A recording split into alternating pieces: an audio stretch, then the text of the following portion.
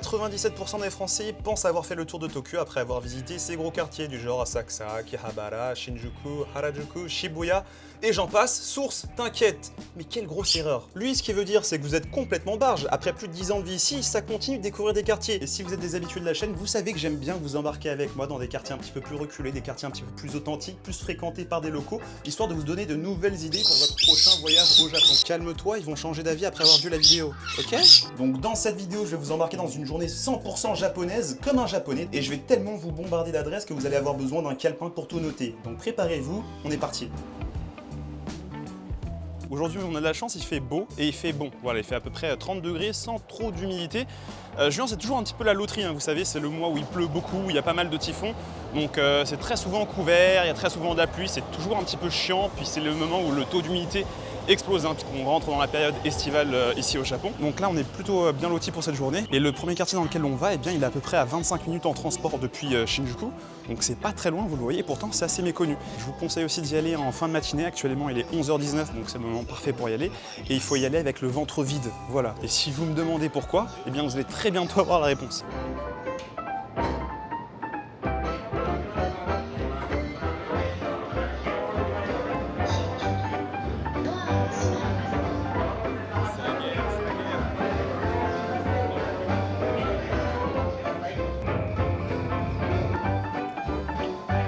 Changement qu'on va faire, c'est la Ikegami Line. Ça, pour le commun des mortels, ce sont des lignes assez obscures, hein, mais c'est ça, hein, le prix pour pouvoir trouver des petits quartiers insolites, des petits quartiers assez authentiques et fréquentés juste par des locaux. Faut se perdre et faut prendre les lignes les plus dark du game. Obscur, il y a quand même du monde, hein, qui transite par ici. Parce qu'en fait, il faut savoir que Gotanda et le quartier de Shinagawa sont des quartiers business. C'est vrai que pour les touristes, il n'y a pas forcément grand intérêt à venir ici. Mais pour les Japonais, forcément, ceux qui viennent travailler dans le coin, ben, ils passent par là. Regardez, elle est pas kawaii un peu cette ligne, la Ikegami Line, bien rose, flashy comme il faut. Et vous allez voir, c'est un petit train tout mignon et tout là. 11h47, il part dans 6 minutes. Regardez, il est pas très grand, hein, le train, hein. C'est quoi? C'est 3 wagons. Allez, on va tout au bout. Du coup les amis, ça vous le voyez, hein, c'est pas la Yamaute. Regardez-moi un petit peu comment c'est vide. Ça change, hein. Et nous voici arrivés à destination les amis, bienvenue à Togoshi Ginza. Normalement, quand on vous dit Ginza, vous pensez tout de suite au quartier avec les grands magasins, les fameux Champs-Élysées Tokyoite. Sauf qu'ici, Togoshi Ginza, c'est un autre Ginza. Il faut savoir qu'au Japon, il y a plus de 300 endroits qui ont cette appellation. Et donc Togoshi Ginza, en fait, c'est connu comme étant le plus grand shotengai de toute la capitale. Voilà, une shotengai, en fait, c'est une galerie commerçante avec pas mal de boutiques, de magasins, très fréquentés par les locaux. Mais c'est vraiment un endroit sans stress, sans paillettes. C'est un endroit sans fioriture, vraiment authentique. C'est là où les gens viennent acheter leur PQ, leur lessive, etc. Et ici, c'est un de mes endroits préférés à Tokyo parce que de la bouffe, il y en a sur 1,3 km. Parce que cette rue commerçante, elle fait 1,3 km. 1,3 km de plaisir. Et à peine arrivé, je tombe directement sur l'une des meilleures adresses de poulet frit de tout Tokyo. Au bout de 30 secondes dans le quartier, j'ai déjà craqué. Moi, j'ai pris la poitrine et du filet, sauf que la poitrine, ça marche par grammage. Tu peux pas en prendre qu'un seul, tu vois. Faut prendre en moins 2 ou 3 pour arriver à 100 grammes, qui est le minimum. Et tu peux même te faire des petits bento. Donc t'arrives, t'es en pause, tu te prends un petit bento à même pas 4-5 euros et tu te mets plutôt bien. J'ai mon petit papier numéro 13 et ils vont m'appeler quand c'est à mon tour, comme ça je règle et je récupère ma marchandise. Et pour ceux qui ont déjà le guide Japania sur 20, eh bien l'adresse elle était présente, et oui. Donc t'as juste à ouvrir ton guide, tac, tu cliques sur l'adresse et bam, ça t'ouvre sur ton Google Maps. So desu ne. C'est du cash ou PayPay, hop. Ah, atozaimasu.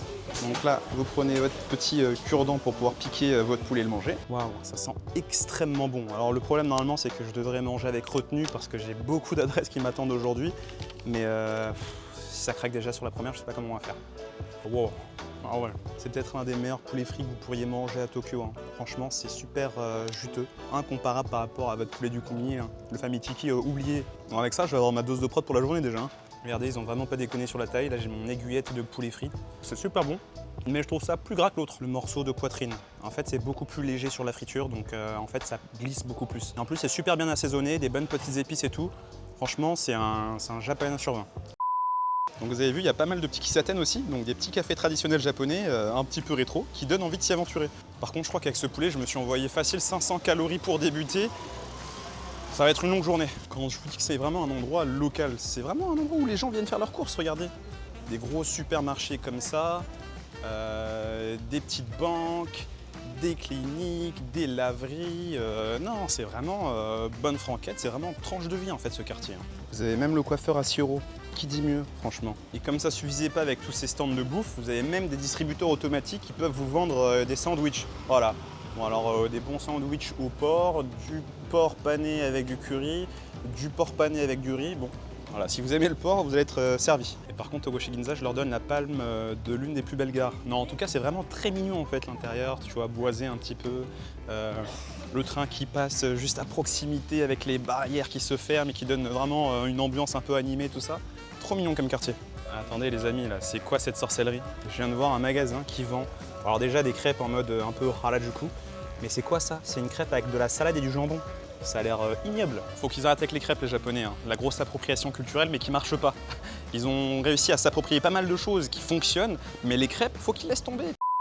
Et forcément, qui dit quartier de vie locale, eh bien dit toutes les grandes chaînes que l'on peut retrouver pour manger pas cher, genre Matsuya, les bœufs de Gyudon, etc. Mais ce qui est cool, c'est qu'ici, il y a quand même pas mal d'établissements qui ne sont pas des chaînes. Et c'est là que je vous conseille d'aller vous sustenter. Alors il y a une adresse qui a attiré mon attention pour plein de raisons différentes. Bon déjà la première c'est qu'ils font des taiyaki, vous savez, ces petites gaufres en forme de poisson, mais en mode BLT. C'est quoi ça? C'est une sorte de sandwich normalement qu'on trouve au Subway ou McDo, ce genre de choses, non? En bref, c'est pas ça sur lequel j'ai flashé, c'est plutôt sur ça. Une sorte de glace au tofu. Et ça m'intéresse, je suis curieux. Ichiban Ninki no onegai shimasu. J'ai pris au soja grillé et son sucre noir, sinon il y avait matcha, caramel, chocolat. On va voir ce que vaut cette glace au tofu et on voit le sucre noir en bas, donc on va bien mélanger. Allez, on va voir ce que ça vaut. Super surprenant. En fait, le tofu ajoute une texture très crémeuse et vu que c'est mélangé avec du sirop de sucre noir, bah, ça fait que ça passe très très bien. Il n'y a pas l'amertume qu'on peut avoir avec le tofu normalement. On dirait juste du lait super onctueux, c'est pas si sucré que ça, et vraiment, le mot-clé de cette boisson, c'est l'onctuosité. Franchement, c'est archi validé, sachant que j'étais sceptique au début, un Japan sur 20. Franchement, c'était super bon et je me sens pas trop guilty, parce qu'au final, c'était du tofu en dessert, donc c'est un peu moins calorique et c'est surtout riche en protéines. Après, je les vois venir, hein, les gens qui vont dire « Ah, mais attention, ça fait beaucoup trop d'oestrogène, tu vas voir un troisième mamelon qui va pousser. » Je vous vois venir les gars, je vous vois. On a à peine fait 50 mètres supplémentaires et je vous ai dégoté une autre adresse que j'aime beaucoup. Une adresse d'onigiri. Regardez-moi ça, c'est pas vos onigiri du combiné les amis. Hein. Ça c'est de l'onigiri généreux. Regardez-moi ça. Et regardez, ils ont même un menu en anglais, c'est que ça doit être assez populaire même pour les quelques étrangers qui viennent s'aventurer dans le quartier. Et là du coup vous avez l'énorme choix d'onigiri que vous pouvez retrouver sur le menu. Là il y en a beaucoup, une bonne vingtaine. Pardon, je dis 20, en fait il y en a une quarantaine, rien que ça. Donc là il y a un banc sur lequel les gens dégustent leurs petits onigiri, vu qu'à l'intérieur, c'est rempli. On part sur le classique Tsunamayo au final. Hop, on va prendre une petite soupe miso, 650 yens, 3 €. Donc là c'est trop bien, posé dans mon petit resto. C'est une ambiance vraiment très japonisante, c'est très très cool l'expérience locale. Et je les vois en train de confectionner les petits onigiri devant moi. Donc en fait ici ils font beaucoup de ventes à emporter. Donc les gens qui prennent à emporter ils viennent s'installer derrière moi dans le petit file d'attente. Et jusqu'à ce qu'on appelle leur numéro. Et ceux qui veulent venir se poser pour bouffer, eh bien ils sont sur le comptoir tout simplement. Tozaimasu. Tozaimasu. Ah, c'est vraiment très très bon. Même le riz, hein. Ça n'a rien à voir avec ceux des combini. Le thon est magnifique, il n'y a pas trop de mayonnaise comme ça peut être le cas dans le combini justement.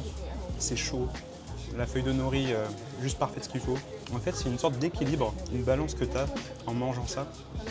Et ça avait l'air vraiment d'être un parpaing le truc, mais finalement ça glisse tout seul. J'ai limite même pas besoin de ma soupe miso pour faire passer le tout. Souvent après un croc, t'as plus de garniture, t'as que du riz. Et là en vrai, regardez, il y a de la garniture de partout. Peu importe là où j'ai envie d'attaquer, je vais avoir du thon et de la mayo. Bon là je suis plein, hein. Franchement c'était super bon, mais là je suis plein, je vais pas vous mentir, je crois que jusqu'à la prochaine destination, limite il va falloir que j'aille en roulant. Mais avant de s'y diriger, eh bien on va faire un petit tour, il y a un petit sanctuaire que j'ai encore jamais fait qui est à peine à 3 minutes de marche là. On va voir la gueule que ça a. Attention, le suspense reste entier, le Togoshi Hachiman Jinja, qu'est-ce qu'il nous réserve? Waouh, c'est une autre ambiance. Waouh, c'est incroyable. Et ça c'est quoi? Tu peux te faire une petite expérience matcha avec des sucreries, des wagashi japonais. Je crois qu'on va être obligé de tester. Hein. J'ai vraiment plus faim, mais là, un endroit comme ça, c'est juste incroyable. On va revenir. On fait un petit tour du sanctuaire et on revient dans 5 minutes. Attendez les amis, cet endroit, il est juste exceptionnel. Vous ressentez pas, hein, mais il y a une ambiance qui se dégage du lieu avec la musique et tout. Waouh! Regardez, en plus, on peut venir se poser ici, boire une petite boisson. Et je vous jure, les amis, j'ai la chair de poule en fait, tellement il y a un truc dans ce lieu. Et je ne connaissais pas cet endroit. Il n'y a pas de comédien en mode à sa YouTube, il avait tout préparé à l'avance et tout. Non, je connaissais Togoshi Ginza, la rue, mais j'avais jamais fait ce sanctuaire et c'est incroyable. Et franchement, j'ai bien fait de chercher s'il n'y avait pas un petit sanctuaire dans le coin, parce qu'en fait, je vais pas vous mentir, j'ai fini la grande rue commerçante et je me suis dit, bon, c'est cool, mais vas-y, j'ai fait que manger. J'aurais bien aimé avoir un petit truc culturel pour égayer justement un peu la visite du quartier, histoire que ce soit pas juste un truc basé juste sur la food. Et je suis tombé sur ça, j'ai eu de la chance. Ça a l'air incroyable ce qu'ils proposent ici, hein. Franchement, il y a pas mal de choix, surtout pour des petits déjeuners copieux en mode à la japonaise. Il y a écrit qu'ils ne prennent que les clients qui ont fait une réservation au préalable. Voilà, faut scanner ce petit QR code si vous voulez pouvoir petit déjeuner, bruncher ici. Et à Skip, c'est l'un des 100 plus beaux spots à voir à Shinagawa, donc dans l'arrondissement de Shinagawa. Et le problème des Japonais, c'est que tu peux pas faire confiance à leur classement, c'est qu'ils aiment trop faire des classements de tout et n'importe quoi. Top 3 des plus belles vues de nuit, top 3 des plus belles vues de jour, top 3 des plus belles vues entre 14h et 15h. Mais enfin, si vous venez dans ce quartier de Togoshi Ginza, au final, je vous conseille d'avoir sur vous un petit peu de monnaie, voilà, des pièces, du liquide, du cash, du flous, parce que vous avez vu, il y a beaucoup d'endroits qui ne prennent pas la carte bancaire. Et donc voilà, ça vous évitera d'avoir à trouver un ATM dans le coin, etc. Donc ayez un petit peu de cash dans les petits endroits un petit peu traditionnels, un petit peu à l'ancienne comme ici. Allez, adresse suivante, normalement à partir de Shinjuku, vous y êtes en une vingtaine de minutes. Moi, depuis Togoshi Ginza, j'en ai pour 40 minutes de métro. Je vous épargne ça et on se retrouve juste après. Oh merde, j'ai foiré ma transition de youtubeur, on est toujours à Togoshi. Bon, attendez, je recommence. Jimbocho. C'est bon, cette fois ça a marché. Allez, let's go dans ce nouveau quartier, Jimbocho. C'est le quartier des libraires, c'est un quartier magnifique, un quartier un peu bohème, un quartier de littéraire, un quartier où vous allez avoir beaucoup de bibliothèques un petit peu partout. Petite minute culturelle, en fait, ce quartier de Jimbocho, il remonte à l'époque Meiji, qui est en gros la période du 19e siècle japonais. Cet endroit, il était situé près de très grosses universités. Il y avait Todai, il y avait l'université de Meiji, etc. À cette époque, pour répondre à une demande forte de la part des étudiants ou des professeurs, il y a beaucoup de libraires qui sont venus ouvrir boutique ici dans ce quartier. Et donc, paf, c'est comme ça que ça fait des chocs à pic et qu'on a eu Jimbocho. Ça sent vraiment le bouquin, ça sent le vieux papier. Qu'est-ce que je trouve par tout hasard? Études de la cuisine française. Waouh! C'est fou, hein, ce genre de truc qu'on peut trouver. C'est vraiment incroyable comme ambiance. Et dans ce genre de boutique, clairement, vous pouvez trouver pas mal de petits cadeaux à faire, des cadeaux à ramener, parce qu'il y a pas mal de vieux livres, des estampes un peu japonaises, pas mal d'objets vraiment traditionnels et ce genre de choses, même des petits DVD à l'ancienne, des cassettes et tout. Vous allez trouver votre bonheur. Regardez-moi ça, par exemple, si vous êtes fan de catch comme moi, vous avez de ces vieux magazines à l'ancienne, des vieux magazines rétro qui datent d'il y a une vingtaine, trentaine d'années. Pour tous mes fans d'Akira, là. Regardez-moi ces coffrets aussi que vous pouvez retrouver. Mais non, Dragon Ball. Oh. Wow. C'est des magnifiques cadeaux à faire, ça. Et en fait, ce quartier peut parler à n'importe qui. Regardez-moi ça, des planches de manga de l'époque, des trucs un peu érotiques, de la vieille photographie, des petites machines à l'ancienne. Et le plus important, c'est quoi? C'est ça, un bon petit VHS de JCVD. Regardez ça, les amis, en japonais. C'est un objet collector, ça je vous le dis, hein. Et pour ceux qui sont pas très littéraires et qui sont plus manga, eh bien, vous allez trouver votre bonheur, les amis. Regardez-moi ça, il y a tout ce qu'il faut. Il y a du Shonen Jump à l'ancienne, il y a du One Piece, il y a plein de licences de manga rétro à l'ancienne, etc. Et encore une fois, voilà, ça fait des beaux objets à ramener avec soi. Et ce quartier, je le trouve super photogénique. C'est pour ça qu'il y a pas mal de personnes qui viennent, même si elles n'ont aucun intérêt pour la littérature, mais qui viennent juste prendre des petites photos parce que, encore une fois, c'est un quartier qui a énormément de charme. Et si c'était une personne, ce quartier, ben, je dirais qu'il a du charisme. Et là, les amis, je vais vous montrer une adresse secrète de curry. Vraiment, hein. C'est une adresse qui est, encore une fois, dans le guide Japan sur 20. C'est caché comme ça, dans des petites ruelles. Ça s'appelle Curry Bondi. C'est le fait que ce soit super caché qui lui donne ce petit côté en plus. Donc vous êtes là, Curry Bondi, et vous montez. Voilà. Donc là, on va prendre les escaliers. Hop. Regardez-moi ça. En fait, normalement, il y a la queue, et tellement il y a la queue, en fait, ils vous disent que si vous attendez ici, c'est 25-30 minutes d'attente. Regardez-moi ça. Curry Bondi. Moi, tu me parles pas de curry. Bien sûr, je les deux. Ouais, ce qui est assez original, c'est qu'en fait, on vous met soit sur un petit comptoir, c'est à la place. En fait, quand tu viens tout seul, on te fait partager une table avec d'autres personnes qui sont aussi venues toutes seules. Donc c'est assez original comme atmosphère. Les gens sont sur leur téléphone en train de manger tranquillement. C'est une expérience, je vous jure, franchement, il faut venir tester. Je sais qu'on n'a pas trop l'habitude de manger tout seul en France, mais ici, tu apprends à le faire. C'est notre culture. Le goût raffiné en France. Vous avez déjà vu ça en France? Donc ils ont vraiment pas mal de choix, hein. Bœuf, porc, poulet, fromage, shrimp. légumes et vous pouvez ajouter du coup des toppings en plus, donc du fromage en plus si vous voulez une grosse portion, si vous voulez que ce soit piquant ou pas piquant. Le curry qui coûte environ une dizaine d'euros, et bien il vient avec du riz et des patates. Voilà, patates, beurre. J'aime bien les bons féculents, c'est rustique. Du coup là il y a un monsieur qui est venu s'installer en face de moi. J'ai un nouveau voisin. Donc, regardez, j'ai mon petit curry qui est arrivé là, avec mon assiette de riz. Je crois qu'ils ont mis du fromage par-dessus, des petits condiments. Et là, on vient se régaler. Waouh, ça a l'air pas mal. Hein. Putain, le curry est très très bon. C'est légèrement sucré et piquant à la fois. Et j'ai pas encore testé le poulet. Mais en tout cas, le riz est cuit à la perfection. Hein. Et les amis, le poulet est délicieux, c'est super juteux. Franchement, ils nous ont mis des bons morceaux de poulet dans ce curry. Ils nous ont pas pris pour des jambonneaux. Et ça fait plaisir, voilà, d'avoir un bon curry comme ça. J'aurais dû prendre en version max, comme mon voisin là. Il a pris un grand curry au porc. Et pour le coup, bah, lui, il a de la soupe. Voilà. Bon, c'était super bon. J'ai réussi à tout finir. Mais en fait, quand c'est très très bon, même quand t'as plus faim, ça glisse, ça passe. T'as toujours de la place, voilà. Bon, c'est pas tout, mais ce quartier, en fait, il est surtout connu pour les Kissaten. Voilà, c'est les petits cafés rétro dont je vous parlais. Et on va être obligé d'en tester un. Donc là, si vous pensiez que niveau calories, c'est bon, j'allais pouvoir faire un break. Donc moi, vous savez, les amis, j'aime bien errer dans les quartiers où il n'y a pas qu'une seule chose à faire. Donc vous venez dans ce quartier, vous profitez des bouquins, des librairies, etc. Et vous avez aussi ces petits Kissaten, ces petits cafés salons de thé, où vous pouvez vraiment prendre une petite boisson dans une ambiance assez exceptionnelle. Par exemple là, bon regardez, je viens de passer au hasard devant un truc. Ça a l'air tout droit sorti d'un film Ghibli, c'est incroyable. J'aime beaucoup cette ambiance. Et maintenant, si tu te demandes mais comment bien choisir ton Kissaten, comment trouver le bon café où tu vas pouvoir avoir enfin ta petite douceur, ton petit dessert, eh bien les amis, le guide Japan sur 20 toujours disponible. Et il y a même une section du coup avec les Kissaten. Il y a tout plein de Kissaten et dont des Kissaten qu'on peut retrouver aussi dans ce quartier de Jinbocho. Regardez, là j'en ai un, Mafumi Coffee.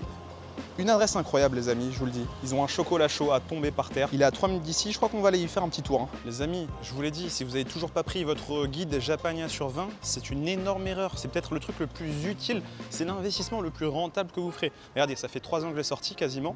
Et chaque année, il y a la petite mise à jour qui est envoyée à toutes les personnes qui l'ont prise. Qui fait ça? Bon, normalement on est arrivé et vous vous demandez certainement, mais il est où ton Kissaten? Ah, bah il est là en fait. C'est comme le quai 3/4 dans Harry Potter, vous savez, vous avez en fait juste un mur et en fait quand vous rentrez dedans, vous entrez dans un univers, dans un monde. Et bien là c'est pareil, on va ouvrir cette porte et vous allez voir qu'on va être transporté.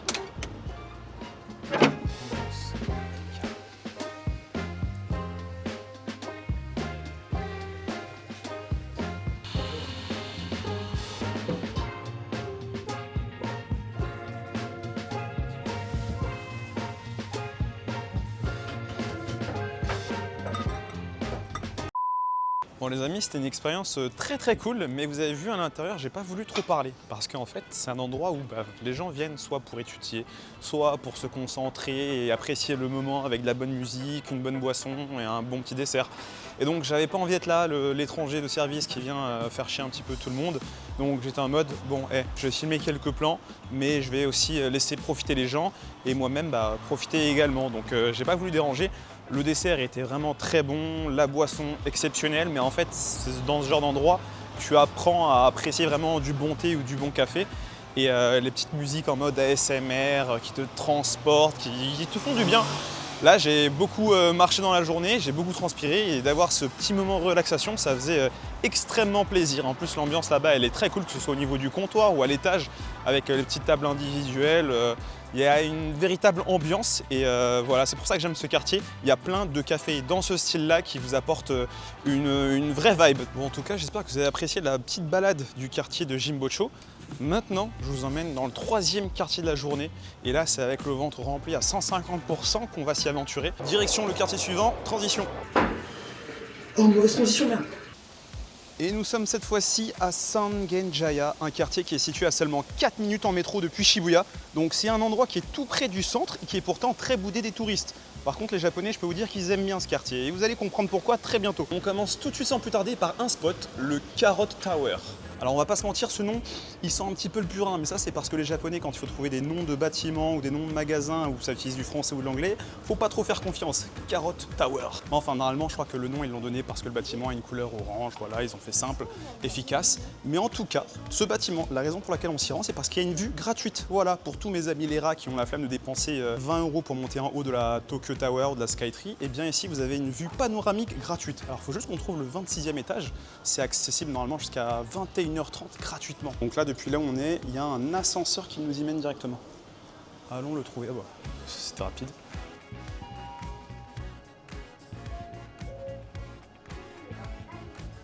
Les amis, c'est la première fois que je viens ici. Le quartier de Sangenjaya, je le connaissais, mais je suis jamais monté sur cette tour pour voir Tokyo. Ok, donc c'est comme ça que ça se présente. Donc là, vous avez une vue panoramique avec pas mal de sièges pour venir vous poser. Waouh! Attends, mais en vrai, c'est incroyable. On peut peut-être voir le mont Fuji, non? Ah bah on le voit. Les amis, on le voit. Alors je sais pas si vous arrivez à bien le voir parce que cette caméra, elle n'est pas forcément faite pour zoomer, mais il est là, le petit mont Fuji. Alors je le vois quand même beaucoup mieux à l'œil nu, mais il est là. Franchement, pour une petite vue gratuite, c'est super cool. Pourtant, je vous jure, quand on est sur la Tokyo Tower ou sur la Skytree, on n'a pas forcément mieux. Et même si tu restes que 5 minutes, tu vois, c'est pas grave parce qu'au final, tu n'as vraiment rien payé, donc aucune culpabilité. Donc ce quartier, c'est Sangenjaya, appelé aussi Sancha, ça veut dire le quartier aux 3 salons de thé. Voilà, c'est un quartier où il fait bon vivre, ça respire la joie de vivre. Plein de petites rues très, très sympathiques pour se balader, pour flâner. Encore une fois, c'est une zone qui n'est pas forcément très connue des touristes, donc il n'y a quasiment pas de touristes. C'est un endroit où tu viens te perdre dans ces petites ruelles. En fait, il y a tellement de petites boutiques, de magasins, de restaurants, d'izakaya.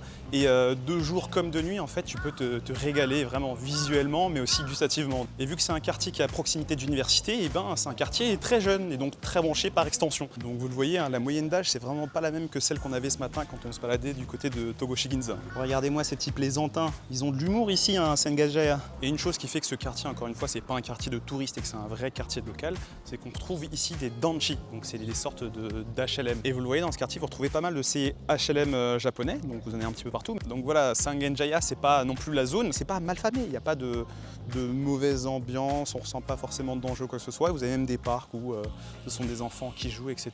Donc ouais, Sangenjaya, c'est un quartier plein de contrastes avec plein de vibes différentes en fonction de là où tu te balades. Alors on parle, mais on a fait combien de pas aujourd'hui? Je vais vous dire ça tout de suite. On est sur 19 280 pas aujourd'hui. C'est pas mal, presque 20 000. À chaque fois que je tourne une vidéo, je suis sur une moyenne de 25-30K pas par jour. Donc franchement, vous êtes un petit peu mon partenaire minceur si je puis me permettre. Regardez-moi ces rues, ça vous donne pas envie de vous y perdre un peu?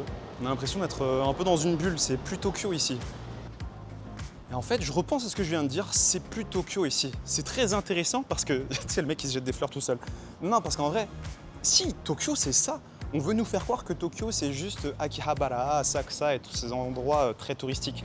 Mais non, en fait, Tokyo, c'est exactement ça. Et les gens, en fait, vont limiter Tokyo à 5% des spots. Alors qu'en fait, il y a 95% des spots que les gens ne connaissent pas. Il y a énormément de quartiers. Tokyo, c'est 23 arrondissements, avec dans chacun de ces arrondissements différents quartiers qui ont des vibes différentes. Et ben non, ouais, Tokyo, c'est ça aussi. Tokyo, c'est ce genre d'endroit un petit peu délabré. C'est pas juste le Japon bon chic, bon genre, bien animé, bien manga qu'on veut te faire croire. Tokyo, c'est des endroits un petit peu sombres, des vibes un peu atypiques. Regardez-moi ça, ces petites allées là comme ça, c'est pas magnifique? Ah, j'adore, incroyable. C'est un labyrinthe. Regardez-moi ça. C'est ça mon Tokyo. Je pense que de nuit, tout ce paysage en fait est sublimé. Donc on va repasser là quand il fait nuit. Et il y a une adresse que j'ai envie de tester juste avant. Normalement, c'est ici, 2e étage. On va voir ce que ça vaut. Il y a un petit ginger ale fait maison avec du thé noir japonais. C'est là, incroyable. Oh. Arigatou gozaimasu.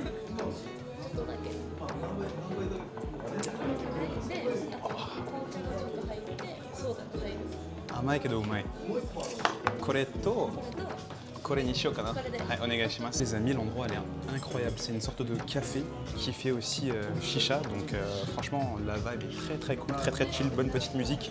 Le staff agréable, super sympa. Genre je lui ai demandé si la boisson était un peu trop sucrée ou pas, et elle m'a fait tester genre une ou deux gorgées. Donc franchement, Ils sont aux petits oignons. Non, c'est trop cool. Et il y a voilà, pas mal de produits au matcha. Et moi, vu que j'aime beaucoup le matcha, il y a moyen que ce soit une dinguerie. On va voir ça tout de suite. C'est assez corsé en matcha. Hein. Pour le coup, il faut aimer le matcha. Parce que c'est pas forcément très sucré. Ginger ale, kocha. Donc c'est du thé noir mélangé avec du ginger ale fait maison. Franchement, c'est surprenamment bon. Et tu sens que le sirop de ginger ale, il est fait maison. Parce que tu sens vraiment le goût des différentes épices. Et normalement, en fait, le sirop de ginger ale, tu le mélanges avec de l'eau gazeuse. Et ça te donne ta boisson. Donc là, pour le coup, ils l'ont mélangé avec du thé noir. C'est très très bon. Validé.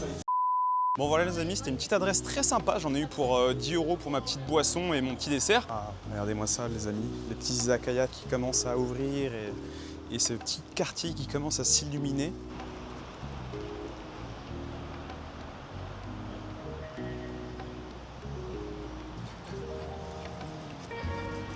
Arrête!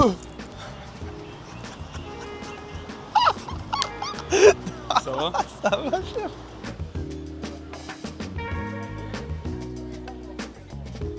Et donc ça les amis, c'est Suzzulan Doli, c'est une rue que j'apprécie vraiment dans ce quartier. C'est incroyable, petite ambiance rétro, c'est une sorte de yokocho avec pas mal d'établissements pour beuverie, pour se restaurer, etc. Et l'ambiance est juste folle. Regardez-moi comment c'est magnifique comme ça, de nuit là, avec les néons partout. C'est vraiment le Japon qu'on apprécie. Alors je les vois venir, les petits malins dans les commentaires qui vont dire ouais mais attends Zapania, tu dis qu'il n'y a pas de touristes, mais à cause de toi, tous les touristes vont se pointer. Sauf que non, les gens qui regardent mes vidéos en général, déjà, n'est pas tant que ça. Et surtout, c'est pas comme si vous alliez tous vous pointer au même moment. Je pense qu'il va peut-être y avoir, allez, s'il y a 10 personnes, 100 personnes même qui viennent ici, vous allez peut-être venir dans 5 mois, dans 6 mois, dans 1 an, dans 2 ans, peut-être demain, mais vous n'allez pas venir tous au même moment. Je suis pas Squeezie les gars, j'ai pas la même force de frappe, donc tranquille. Alors, franchement, c'est très très fort comme quartier, je vais pas vous mentir. Donc si vous avez l'occasion de venir visiter, bah faites-le.